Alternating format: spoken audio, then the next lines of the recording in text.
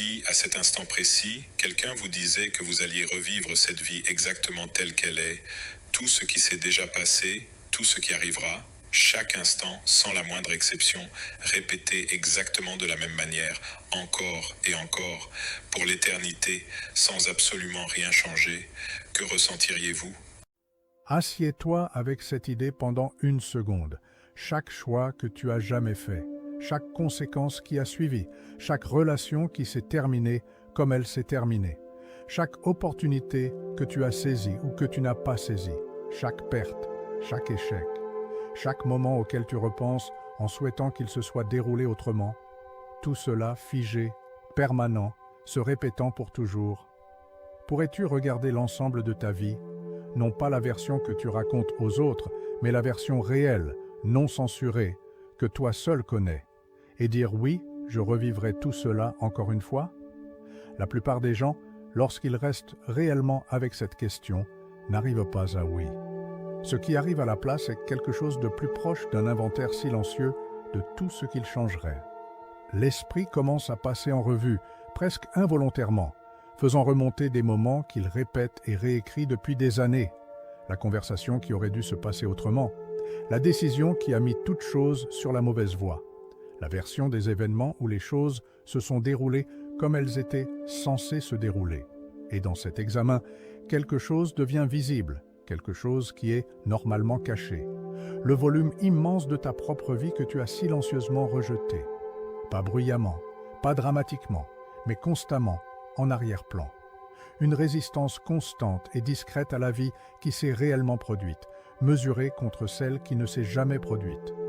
La plupart des gens ne réalisent pas à quel point cette résistance est profonde jusqu'à ce que quelqu'un leur pose directement la question. Et la plupart des gens ne l'ont jamais entendu. Un philosophe comprenait cette guerre mieux que presque tous ceux qui ont jamais vécu, parce qu'il la menait de l'intérieur d'une vie qui lui offrait toutes les raisons possibles de perdre. Sa santé déclinait, son travail était ignoré. Ses relations les plus proches se sont effondrées. Il vivait dans l'isolement, dans une douleur chronique, regardant tout ce qu'il avait construit disparaître sans que personne n'y prête attention. Et au milieu de ces ruines, il ne s'est pas brisé. Il a construit quelque chose d'extraordinaire, une idée unique, radicale, qui a survécu à presque tout ce qui a été écrit durant son siècle. Son nom était Friedrich Nietzsche, et l'idée qu'il a construite s'appelait Amor Fati, l'amour de son destin. Pour comprendre pourquoi cette idée est importante, tu dois comprendre la vie dont elle est née. Car Amor Fati n'a pas été écrit depuis le confort, il a été écrit depuis les ruines. À 24 ans, Friedrich Nietzsche fut nommé professeur de philologie classique à University of Basel, l'une des institutions les plus respectées d'Europe. Il n'avait même pas encore terminé son doctorat. L'université le lui accorda malgré tout, uniquement en raison de la valeur de ce qu'il avait déjà publié. Il était, à tous égards, un prodige. Le chemin devant lui était clair, stable et respecté. Il s'en détourna, pas de manière irréfléchie. Il partit parce qu'il croyait avoir quelque chose à dire que les murs du monde académique ne pouvaient contenir. Il croyait que ses idées avaient assez d'importance pour sacrifier la sécurité d'une carrière garantie en échange de la liberté de les développer pleinement. Et ensuite, le monde lui fit comprendre, dans les termes les plus clairs possibles, qu'il n'était pas intéressé. Ses livres ne se vendaient presque pas. Beyond Good and Evil, aujourd'hui considéré comme l'un des textes philosophiques les plus importants jamais écrits, ne vendit que quelques centaines d'exemplaires lors de sa première publication. Thus Spoke Zarathustra, l'œuvre qu'il considérait comme son chef-d'œuvre, fut à peine lue. Il passait des années à verser tout ce qu'il avait dans un livre, tenait l'œuvre achevée entre ses mains, puis la regardait disparaître dans le silence. Il empruntait de l'argent à ses amis et à sa famille simplement pour rester en vie. L'homme qui avait renoncé à un professorat prestigieux pour partager sa philosophie avec le monde dépendait désormais financièrement de la bonté des autres pour manger, et son corps le trahissait pendant tout ce temps. Des migraines chroniques qui le clouaient au lit pendant des jours, incapable de supporter la lumière ou le son. Sa vue se détériorait jusqu'à ce qu'il soit presque aveugle d'un œil, contraint d'expérimenter les premières machines à écrire, simplement pour continuer à écrire. Vomissements, crises gastriques, longues périodes durant lesquelles il passait plus de jours incapables d'agir que de jours fonctionnels. Il errait entre Switzerland, Italie et le sud de la France. Non pas pour voyager, mais pour chercher désespérément un climat qui rendrait la douleur légèrement plus supportable. Chaque phrase de sa grande philosophie fut écrite à l'intérieur de ce corps. Chaque idée conçue entre des épisodes d'agonie que la plupart des gens ne peuvent imaginer endurer pendant un seul après-midi, encore moins pendant des années. Puis vint Lou Salomé. Il la rencontra à Rome en 1882, une femme russe de 21 ans, d'une intelligence extraordinaire. Friedrich Nietzsche avait 37 ans. Il appela le temps passé avec elle le plus beau rêve de sa vie. Elle était la compagne intellectuelle qu'il avait cherchée, quelqu'un capable de le rejoindre au niveau où sa pensée vivait réellement. Il la demanda en mariage, elle refusa. Il la demanda de nouveau, elle refusa de nouveau. Puis sa sœur, poussée par la jalousie et la possessivité, intervint et détruisit entièrement la relation. Lou Salomé partit pour Berlin avec leur ami commun Paul Rée. Elle ne se retourna pas. Les conséquences faillirent le tuer. Friedrich Nietzsche écrivit des lettres décrivant des pensées suicidaires. Il écrivit avoir pris de fortes doses d'opium par désespoir. Il se décrivit comme à moitié parti pour l'asile. La solitude qui suivit fut la solitude d'un homme qui avait brièvement touché une véritable connexion et l'avait regardé se désintégrer. Et ensuite, du cœur même de cette dévastation, il écrivit « Thus spoke Zarathustra ». L'œuvre qui finirait par être reconnue comme l'un des textes philosophiques déterminants de l'ère moderne naquit directement de la pire période de sa vie. Les ruines produisirent le chef-d'œuvre. On ne peut pas séparer les deux. 7 ans plus tard, le 3 janvier 1889, sur une place de Turin, l'âme Friedrich Nietzsche s'effondra. Il avait 44 ans. Son esprit ne se rétablit jamais. Il passa les 11 années restantes de sa vie dans une incapacité mentale complète. D'abord soigné par sa mère, puis par la sœur, dont il avait passé sa carrière à combattre les valeurs. Il sombra dans le silence. Il mourut en 1900. Pendant ces années silencieuses, le monde qu'il avait ignoré alors qu'il pouvait encore penser, commença lentement à découvrir ce qu'il avait écrit. Au moment de sa mort, ses idées commençaient à se répandre.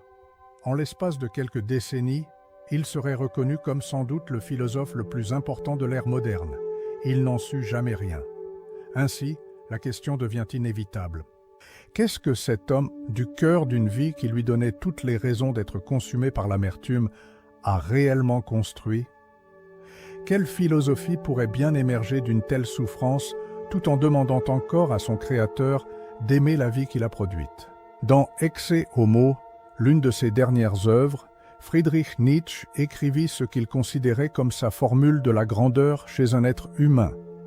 Il l'appela Amor Fati, et il la définit ainsi: que l'on ne veuille rien voir différent, ni en avant, ni en arrière, ni dans toute l'éternité. Non pas seulement supporter ce qui est nécessaire, encore moins le dissimuler, mais l'aimer. Considère le poids de ces mots venant de la vie que nous venons de décrire. Un homme souffrant de douleurs chroniques, financièrement désespéré, ignoré par le monde, rejeté en amour, regardant l'œuvre de toute sa vie disparaître dans le néant. Et sa définition de la grandeur humaine consiste à ne vouloir que rien de tout cela soit différent. Non pas l'endurer, non pas le tolérer, l'aimer. Voilà ce qu'Amor Fati exige.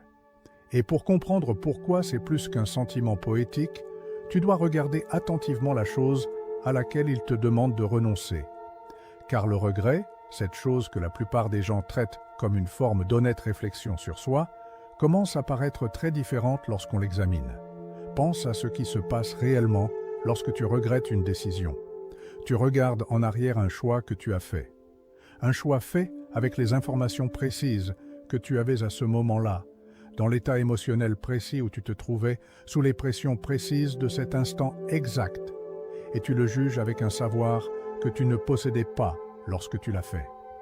La personne qui juge et la personne qui a fait ce choix ne sont pas la même personne. Elles sont séparées par le temps, par l'expérience, par tout ce qui s'est produit entre les deux. Regretter une décision passée, c'est tenir quelqu'un responsable de ne pas avoir su quelque chose à quoi il n'avait aucun accès. Et lorsque tu le formules ainsi, tout l'exercice commence à ressembler moins à de la sagesse qu'à un procès truqué. Mais cela va plus loin que cela. Lorsque tu imagines la vie que tu aurais pu avoir, celle où tu as fait l'autre choix, pris l'autre chemin, dit la chose différente, qu'imagines-tu exactement? Tu construis une version des événements qui conserve chaque bon résultat de cette autre voie et retire chaque problème que cette voie aurait comporté. Tu compares ta vie réelle, avec toutes ses difficultés réelles, à une vie imaginée qui a été soigneusement dépouillée de toutes ses difficultés imaginées. Ce n'est pas une comparaison honnête. C'est un fantasme conçu pour produire de l'insatisfaction, et cela fonctionne à chaque fois, parce qu'une fiction parfaite paraîtra toujours meilleure qu'une réalité imparfaite. Et puis il y a la réalisation la plus profonde, celle avec laquelle il est le plus difficile de rester assis. Tout ce que tu es, chaque part de compréhension que tu portes, chaque force que tu as développée, chaque manière particulière dont tu vois le monde qui est la tienne et celle de personne d'autre, tout cela a été construit par tout ce qui t'est arrivé, y compris le pire, surtout le pire. Les expériences que tu souhaiterais le plus effacer sont les mêmes expériences qui ont construit la version précise de toi qui existe en ce moment même. Tu ne peux pas les retirer et te conserver intact. Le tissu est d'une seule pièce. Tire sur les fils que tu détestes et l'ensemble se défait. Ce qui signifie que souhaiter que ta vie se soit déroulée autrement revient, lorsqu'on pousse cette idée jusqu'au bout, à souhaiter être quelqu'un d'autre. Et c'est là la nature cachée du regret que presque personne n'examine. Il se présente comme de l'humilité. J'aurais dû savoir mieux, j'aurais dû être plus intelligent, j'aurais dû choisir autrement. Mais sous cette surface, il formule une affirmation extraordinaire. Il affirme que toi, depuis ton point de vue limité, tu sais à quoi la version correcte de ta vie aurait dû ressembler, que tu peux voir la chaîne complète des conséquences qui auraient découlé d'un choix différent assez clairement pour déclarer que l'autre chemin était meilleur. Ce n'est pas de l'humilité, c'est une quantité stupéfiante de certitude à propos de quelque chose que personne ne peut possiblement savoir. Amor fati est l'opposé de cette certitude. C'est l'aveu que tu ne sais pas mieux, que la vie qui s'est déployée n'était pas une erreur exigeant une correction, mais une réalité exigeant quelque chose de bien plus difficile, l'amour. Et c'est ici que Friedrich Nietzsche trace une ligne qui change tout. Amor fati n'est pas l'acceptation. L'acceptation et l'amour sont des états entièrement différents. Une personne qui accepte son passé a cessé de se battre, mais quelque part en elle, elle souhaite encore que les choses soient autrement. Elle a déposé ses armes, mais la guerre n'est pas réellement terminée. Une personne qui aime son destin est allée bien au-delà de cela. Elle a regardé toute l'étendue de son existence, les échecs, les pertes, les choses qui ont le plus fait mal, et y a trouvé quelque chose qui mérite sincèrement d'être embrassé. Non pas parce que la souffrance était bonne, mais parce qu'elle était nécessaire, et parce que la personne qu'elle a produite n'aurait pas pu exister sans elle. Dans The Gay Science, Friedrich Nietzsche écrivit « Je veux apprendre toujours davantage à voir comme beau ce qui est nécessaire dans les choses. Amor fati, que cela soit désormais mon amour. Et, tout compte fait et dans l'ensemble, un jour je souhaite n'être qu'un homme qui dit oui. Un jour, pas aujourd'hui, pas maintenant, un jour. » Il tendait encore vers cela. Il y travaillait encore comme à une aspiration plutôt qu'à un accomplissement. Et cette honnêteté fait partie de ce qui rend l'idée réelle plutôt qu'un sermon prononcé depuis une position de confort.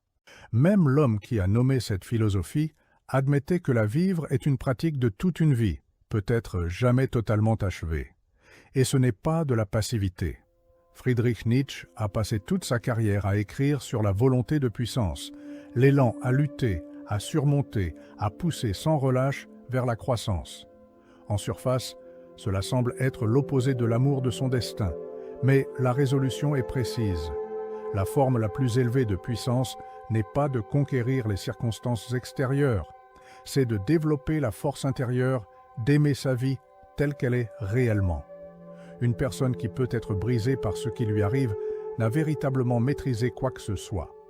Une personne capable de prendre tout le poids de son existence et de lui dire oui a atteint la forme la plus profonde de dépassement de soi qui soit.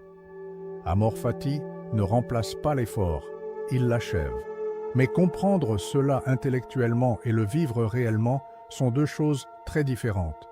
Et la raison pour laquelle la plupart des gens ne peuvent combler cet écart n'a presque rien à voir avec la philosophie. Elle a à voir avec quelque chose de bien plus personnel et bien plus difficile à affronter.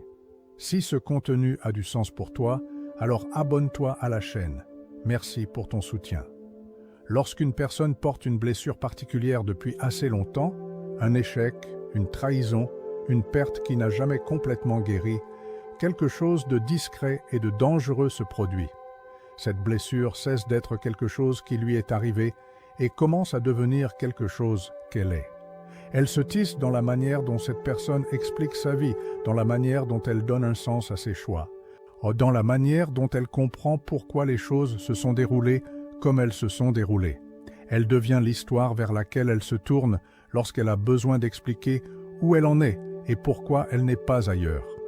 Et plus cette histoire est portée longtemps, plus il devient difficile de la déposer. Non pas parce que la douleur est trop lourde, mais parce que sans elle, une question apparaît à laquelle la plupart des gens ne sont pas prêts à répondre. Qui es-tu si tu n'es plus la personne à qui cette chose est arrivée? Qui es-tu sans le récit de ce qui a mal tourné? Pour beaucoup de gens, la réponse honnête est qu'ils ne le savent pas. Et cette incertitude est plus effrayante que la blessure elle-même. Car la blessure, aussi douloureuse soit-elle, est familière. Elle a une structure.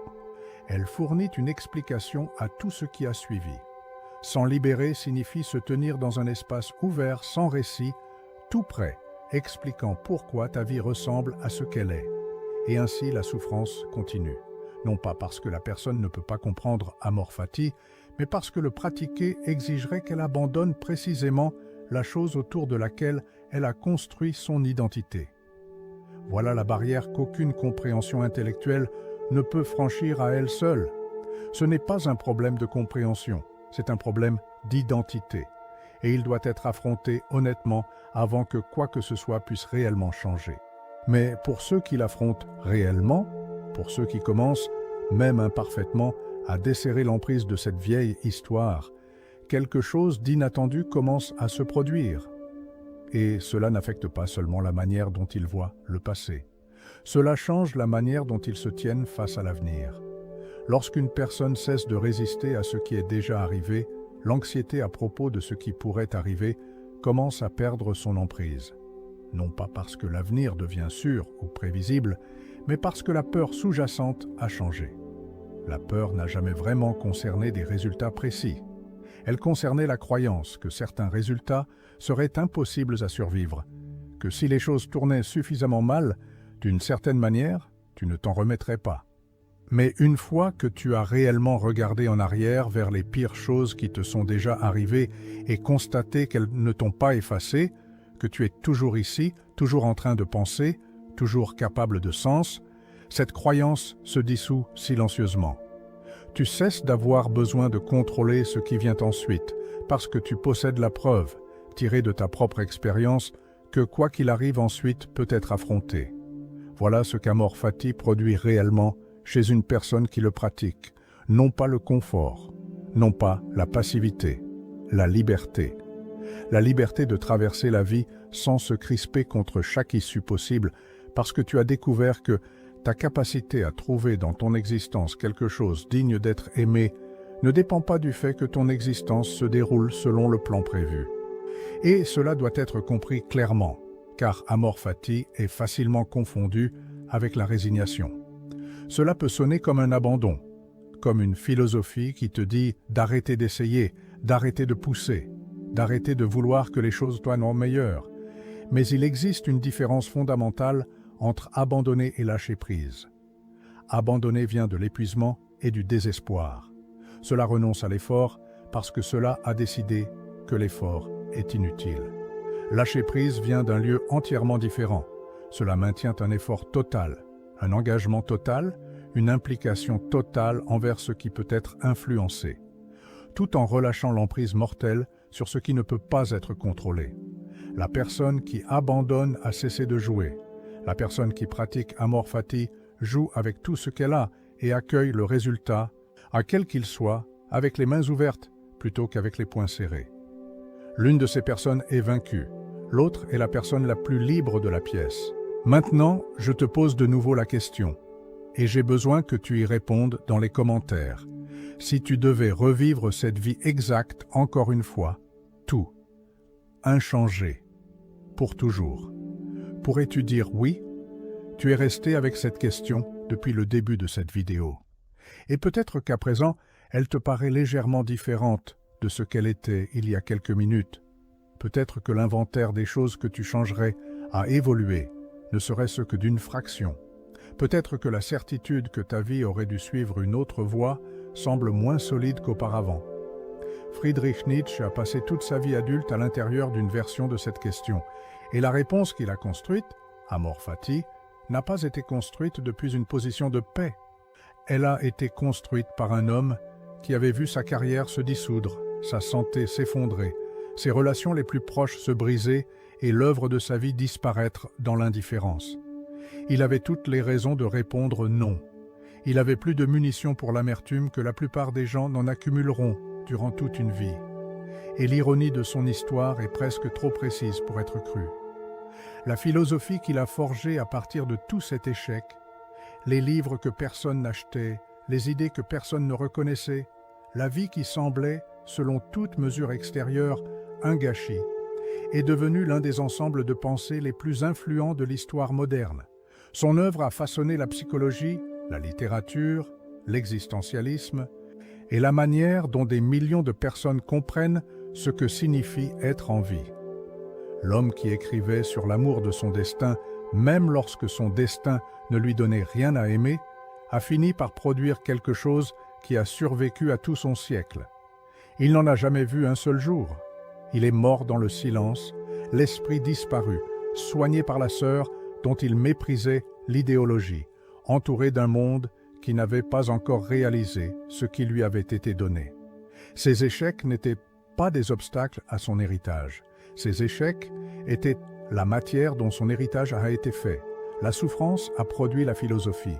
La philosophie est devenue immortelle. Et la vie qui ressemblait à une défaite s'est révélée être l'une des vies les plus déterminantes jamais vécues. Friedrich Nietzsche posa un jour sa propre question. Qu'y a-t-il de plus effrayant qu'un adversaire qui sourit pendant qu'il est battu? Ce sourire n'est pas du déni. Ce n'est pas une mise en scène. C'est l'expression de quelqu'un qui est arrivé à un endroit où la vie ne peut plus rien lui prendre, parce qu'il a déjà décidé d'aimer tout ce qu'elle apporte. Voilà la force la plus profonde qu'une personne puisse atteindre. Non pas la force de changer ses circonstances, mais la force de les aimer, pleinement, honnêtement, avec tout le poids de ce qu'elles t'ont coûté. Je veux apprendre toujours davantage à voir comme beau ce qui est nécessaire dans les choses, écrivit Friedrich Nietzsche. Amor Fati, que cela soit désormais mon amour. La question qu'il a laissée derrière lui n'est pas de savoir si ta vie a été assez bonne pour mériter l'amour. La question est de savoir si tu es prêt à l'aimer avant qu'elle ne le mérite. Si tu peux regarder l'ensemble de celle-ci, les parties qui ont fonctionné et les parties qui t'ont détruit, et dire oui, ceci est à moi, et je ne l'échangerai pas contre une version qui n'a jamais existé. À cet instant, en regardant ceci, il y a quelqu'un qui traverse des épreuves de la vie d'une sorte ou d'une autre. Un moment de regret, un sentiment de perte, ou le souhait que les choses se soient déroulées autrement. Si cette personne, c'est toi en ce moment, en regardant ceci, je veux que tu t'identifies en écrivant ci-dessous « Je suis celui-là ». Et je veux simplement te dire ceci, Amor Fati. Et si cela t'a apporté quelque chose qui mérite réflexion, soutiens-le, aime la vidéo, abonne-toi à la chaîne. C'est un espace pour les personnes qui préfèrent voir leur vie clairement plutôt que confortablement. Et si tu es ici, tu sais déjà lequel des deux compte le plus.